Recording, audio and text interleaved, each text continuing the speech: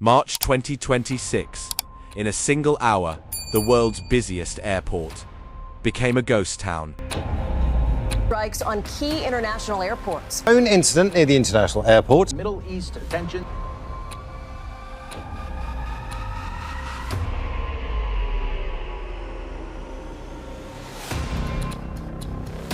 Yesterday's drone strike wasn't just an attack on a fuel tank, it was an attack on the global map.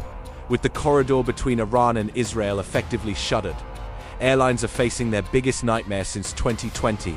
Detours are now adding up to 4 hours for flights between London and Singapore. That's extra fuel, extra crew hours, and a massive hit to your ticket price. Why can't we just fly around it? Because every extra minute in the air costs $400 in fuel. For a Boeing 777, avoiding this airspace is like throwing $20,000 into the ocean.